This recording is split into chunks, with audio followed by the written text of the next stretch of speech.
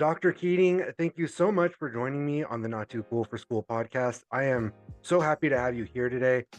There are a lot of things that obviously I want to talk to you about. There's a lot of things that you got going on in your life right now, and things cooking and things preparing to come out. But before we dive into that, how is your day going? How is life going?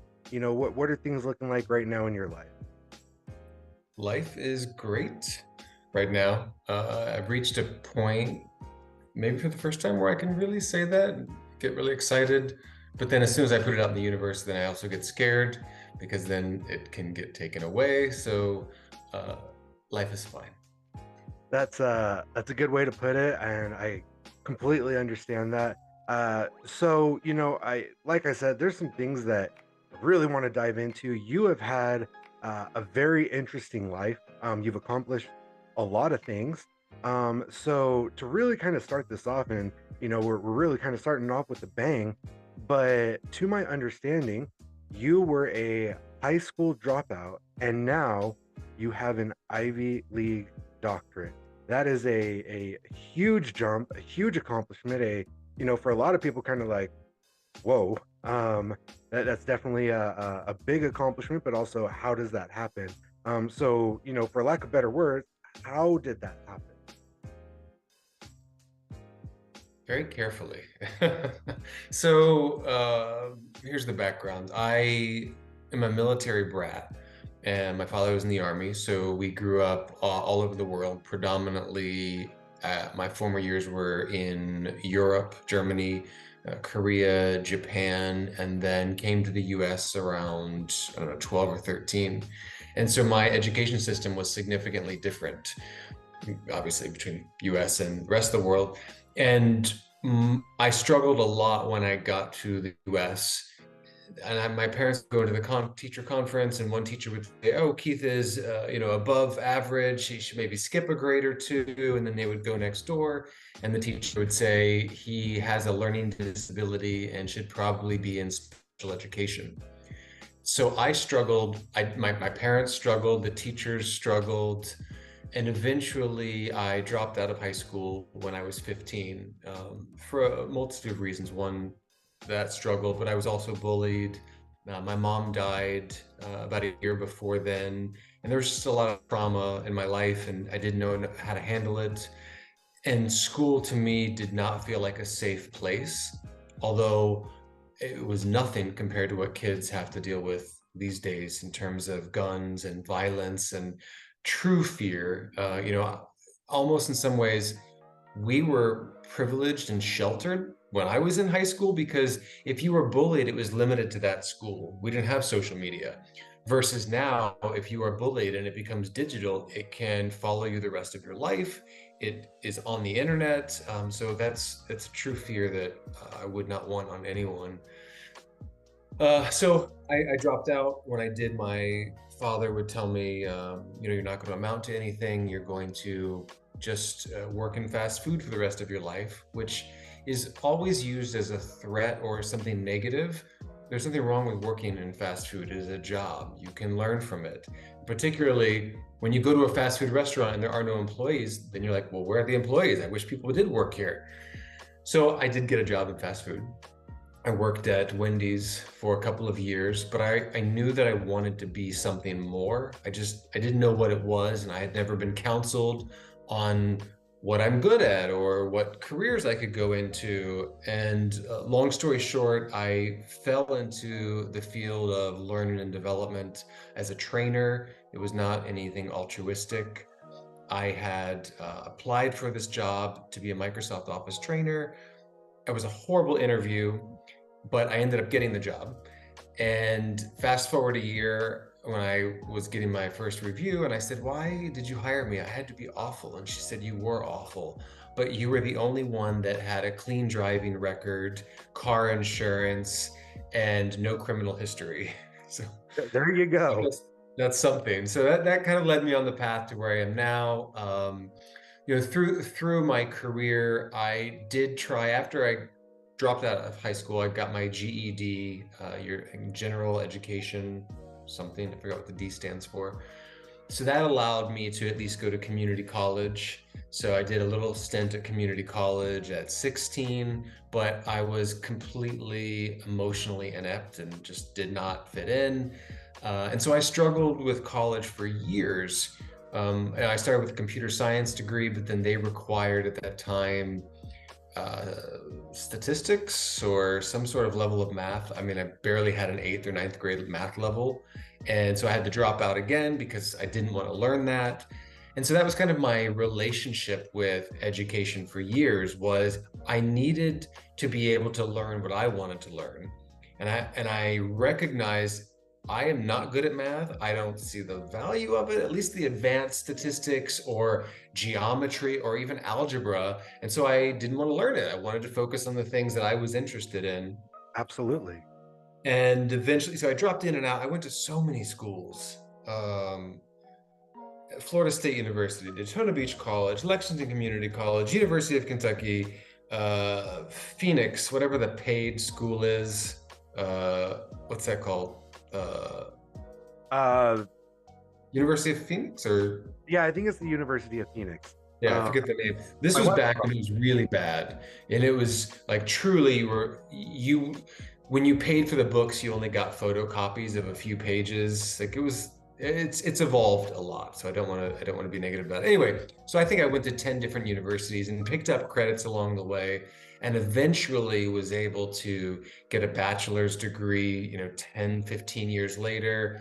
And even then I still didn't the experience didn't resonate with me. And that's continued on. And I'll say, yes, now I have my doctorate from University of Pennsylvania. I teach at that school. I have 3 other degrees, but I still struggle with this concept of formalized education system. I'm much more of a lifelong learner, self, I don't know how to describe it, but lifelong learner, I would say. So that's a lot. So I'll stop there. No, that's amazing. There's a couple of things that you hit on that I just kind of want to, I guess, add a 2 cents on is one. I absolutely agree with you. There is nothing wrong with working in fast food because back in college, I worked at a Burger King. I was a manager at a Burger King, and some of my friends would come in like, "Oh, why are you working here? Why aren't you working, something more professional or getting an internship where you get paid at?" And first of all, I was married. Um, so I took on that part of my life. I was young. I was 23, 24, and I had to work and I had to go to school and I did have an internship, but back then internships really didn't pay. Hmm. People didn't really fight for that pay now for internships. It was just, hey, you got to go, you got to grind, you're going to work your way up, and so that was kind of my thought process. So I worked at a Burger King. So I just wanted to say that I absolutely 100% agree with you. If you get a job at a fast food place, I see nothing wrong with it. You can learn, grow, and it is an experience. There's Hmm. learn more about people working in an industry like that or as a server than almost any other industry, apart from maybe door to door. But I just wanted to absolutely agree with you there. Another thing that you said that was really interesting to me is you went from school to school to school. Obviously from a young age, from different countries, different types of schooling, especially coming here to the US and then dealing with the culture here because absolutely bullying is a thing. um and then even to colleges. Did that take a mental toll on you at all? Was it, something where you just had a really strong fortitude to be like, all right, I'm gonna go find what I need. I'm gonna go find what I need, or was it, nope, went here, didn't like it, waited, went to another school, but you were determined to learn. What was that part like for you? I think the first way to describe it is I didn't have a choice. So, being a military brat is like serving your country in essence, indirectly, because I had to be a part of my father's family, and so we had to move around a lot. And you just don't have a choice. So I didn't know any different, but it was extremely difficult growing up because you don't have roots, you don't have friends, you don't have a base. You're like, I'll never have a place that I go where I grew up with friends, or a high school reunion, or middle school reunion, or where I lost my first tooth or had my first kiss. I have no idea where any of those places are because there are so many of them. Now, the flip side to that is it was a forced, agile resiliency that's now in my DNA.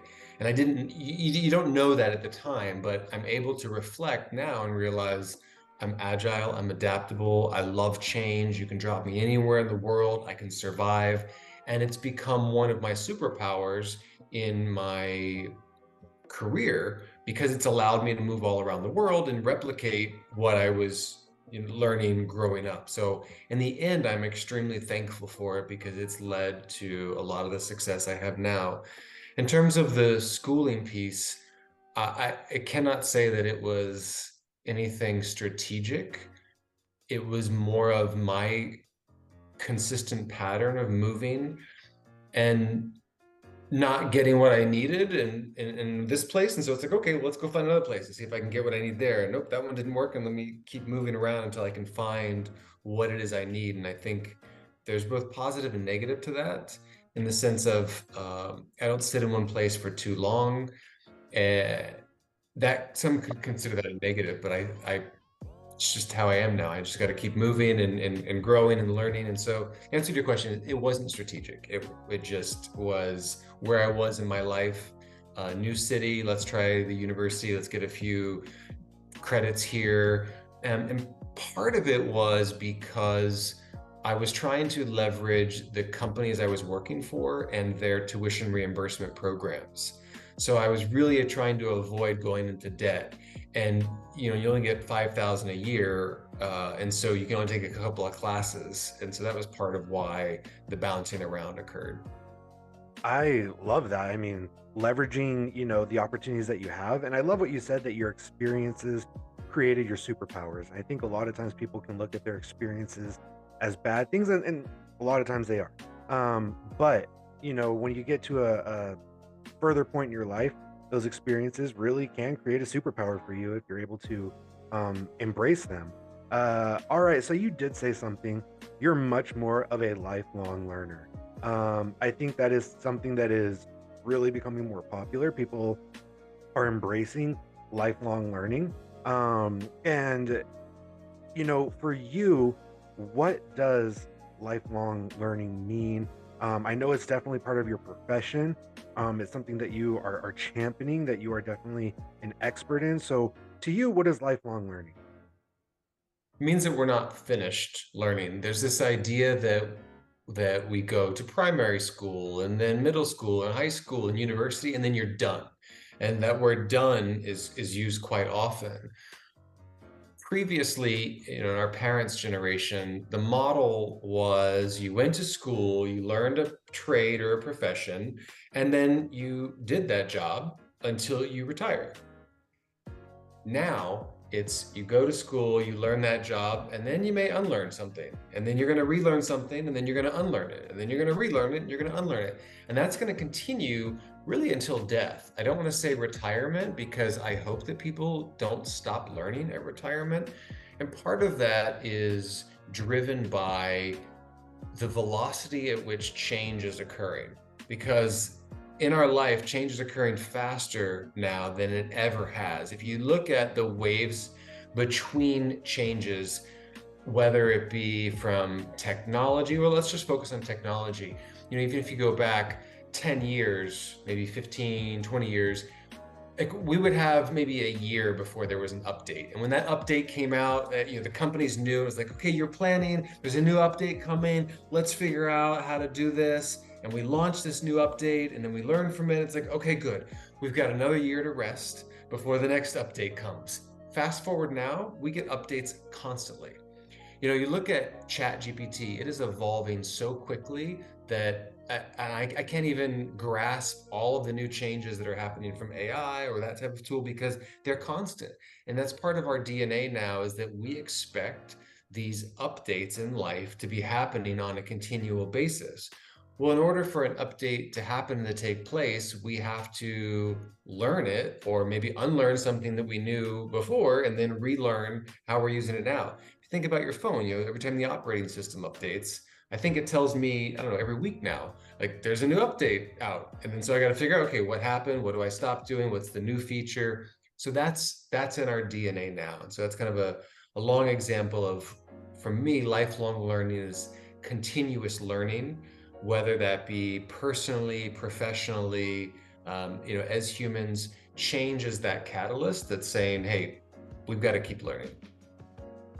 That's an amazing answer, and yes, absolutely. I mean, there are new things happening not only that, not only are new things happening all the time, new updates, whether it's technology within a business, X, Y, or Z. But we have to adapt to them or we're gonna get left behind. You know, as humans, a lot of time, or like you said, previous generations, it was I even feel like part of ours, but we kind of grew up in this, okay, we didn't really have this, but then out of nowhere, we were still young enough where this technology boom came. And so we were still young enough to adapt to it, but we also remember what it was like to wait that year before something new came out or there was a new, piece of technology. Um, Regardless of that, there are definitely people that I like this, I want to maintain this, and I don't really want to change. But if they stay that way, then they're really going to get left behind in life, in work, and many other things. So I know something else that you really champion is this idea that individuals really need to be lifelong learners within business organizations, and that really talent is a key need and resource for businesses. So being a lifelong learner, really propelling this, what are things that organizations, businesses really need to look at with talent that is coming in? And why should they foster this talent and lifelong learning within the organization? Another way that you can look at it is your mindset. So there's a phrase that's used, fixed mindset versus growth mindset. And Professor Carol Dweck coined this term within her research. And I think it's a beautiful way to describe almost the two camps in talent within organizations, and even outside of organizations. The fixed mindsets are the ones that don't necessarily want to change. They're the ones that they have this is exactly what it says, fixed mindset. They have this mindset and they want to stay with that mindset. This is their belief system. Those are the employees and the talent that do not help us thrive in organizations, because our organizations are also organic entities that continue to evolve. We need to make sure that our talent has a growth mindset. And even those that may not be there now, that's something that organizations can help from a learning culture perspective to really cultivate that. And their value proposition of that people change, technology changes, organizations change. In your organization, talent is your most important resource. We need to be evolving along with the organization or even before the organization.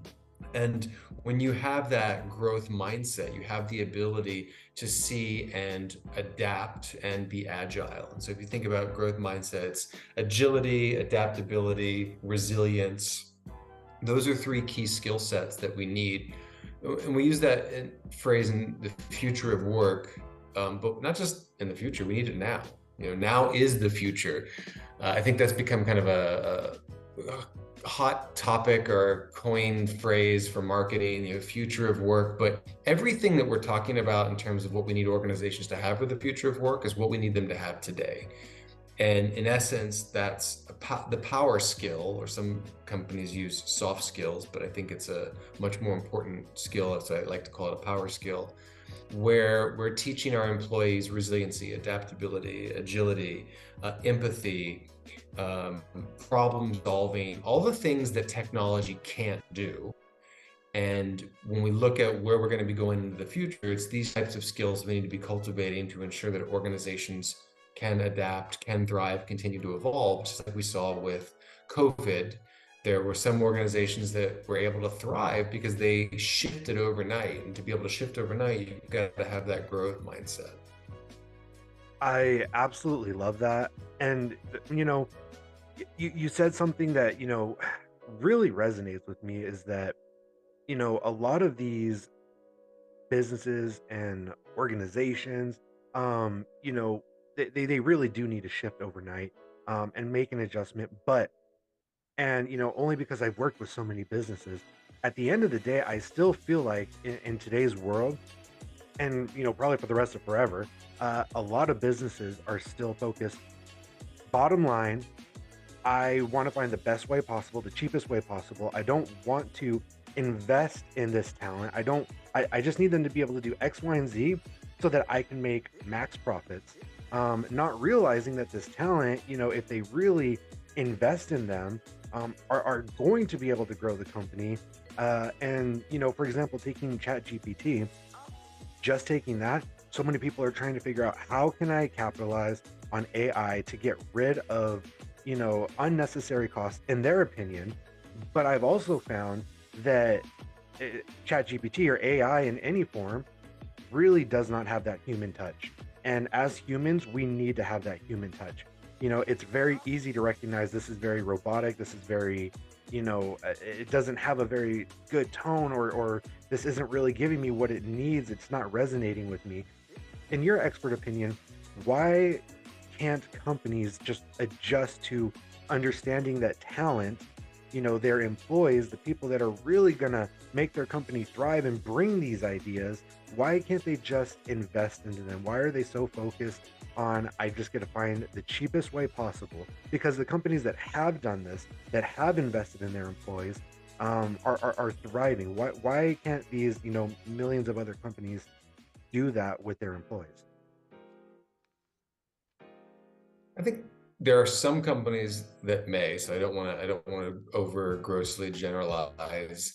At the end of the day, though, it's about making money. Businesses exist, companies exist to make money. No matter how altruistic a company may want to position themselves, if they're not profitable, they're not going to be able to stay in business. So the first rule of business is to stay in business. To stay in business means you have to watch your spend and make sure that you're making money. Humans are the most costly asset, or they're not even assets, you can't call them that. They are the most expensive resource in an organization. So on one hand, I understand theoretically why companies want to keep their costs low. They want to make money. After all, that's again why businesses exist. However, people are also the most important resource in organizations. The challenge comes when you look at technology, which is intended to augment us humans. There are things that technology can do way better than humans can do. And that's what we should be leveraging technology for. Does that mean that some jobs may be replaced by that technology? Absolutely. They always have, though. Technology destroys some jobs, it changes some jobs, but it also creates new jobs. The challenge is it doesn't happen in that cyclical linear order sometimes. There may be a much larger gap between the number of jobs it destroys and the number of jobs it creates, because we're trying to figure out how do we actually leverage it. So I do think that there is a storm coming with ChatGPT and AI and the workforce. And rightfully so, CEOs today are asking, how many people can I replace? Get me ChatGPT, figure out how many heads I can cut. This conversation is absolutely happening today, and I think that we need to be more open about that fact. We're not seeing a ton of layoffs right now because of that. People are still trying to figure out how can I leverage it, build their own chatbots, create their own connection with AI. Where we are seeing it more immediate is the gig workers, Fiverr, Upwork, things like that. I see in my network people saying, "Hey, I'm having to drive Uber now because I lost all my marketing clients, I lost all my editing clients." Yeah, on the base level, ChatGPT is a fantastic editor. It's a great brainstorming tool. I use it every single day. I have stopped using a handful of my gig workers for my personal network, because I can now edit. I can come up with these ideas. So the trick is, one, having the conversation out loud to say, yes, this is going to absolutely impact jobs, but it doesn't mean that we need to live in a state of fear. we need to live in a state of proactivity. So I think there's two schools of thoughts. One, organizations should be transparent and have the conversation about those roles that are at risk and start planning today to upskill, second skill, reskill those employees now. For example, at Archwell, we know in 12, 18 months, we're going to have a massive refi boom. So we know there's going to be a shift from one side of the business to the other. Rather than thinking, okay, I'll lay off this side and I'll just hire more, today we are upskilling thousands of people on one side of the business very slowly. It's maybe 2 hours a day, sometimes 1 hour a day, just to start to plant those seeds. So as it gets closer, because we know we've got a little bit of time, by the time that hits, they're going to have those skills and we're going to be able to lift and shift them over. I don't think enough organizations are focusing on the people, to your point, to help them prepare. And that's really where talent development and HR needs to step up to start having those conversations. We are the voice of the talent in the organizations, and it's our responsibility to be having that conversation. On the flip side, there's also a responsibility for every single employee or aspiring employee out there to not wait for your organization to upskill you, but for you to proactively start to do this yourself. Meaning, if I am in a call center role today, or I'm a copy editor, chances are you're going to be disrupted by AI. So figure out what transferable skills you have today that can fall into another area, or start upskilling yourself in again, another job role that may not be directly impacted, because there is still time, but often we don't look that far in advance. No, I mean, you hit the nail on the head. So many of these businesses are, and what is going to happen, where can we cut the costs? What is AI going to do? What is technology going to bring? And as a aspiring employee, as you said, and for HR and talent development leaders, they really need to step up and help current employees, future employees, and the organizations themselves need to allow HR and talent development roles to do that. Which kind of segue into this last section that I'm really excited about, the Trusted Learning Advisor. Your upcoming book, it is going to really bring a lot of help, guidance to those exact roles, HR and talent development. So first, let me say congratulations on the upcoming book, The Trusted Learning Advisor, that I believe coming out in the US October 31st. So everyone keep your eye out for that. But from the mouth of the writer, tell us about the book, tell us how it's going to help, and what we can expect from the Trusted Learning Advisor to help in these roles to really guide us into the future. So there are, besides fixed mindset and growth mindset, two other school of thoughts or behaviors, I would say, and that's order taker or strategic business partner. This book is helping you build the skills that you need to evolve from being an order taker to being that strategic business partner, or otherwise known as that trusted advisor. Since the inception of formalized workplace learning, L&D has been taking orders by those outside of the field of L&D. Someone else will make the decision about what the problem is, what needs to happen, when it needs to happen, where it needs to happen, and who it needs to happen to. And then they give us that order and we're supposed to execute it. So we've sat by while others call those shots. We're the experts. It's like, I use WebMD all the time. The minute I have an ailment, I go there, I Google it, my symptoms, and then I go into a panic mode with everything I find. I go to the doctor and I say, okay, these are the symptoms. I've searched it on WebMD. Here's what I need.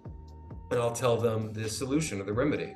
And they'll basically look at me and say, yeah. So let's take your blood pressure. Let's do this, let's do that. And then they do their needs analysis. They do their research. And then they tell me what their remedy is.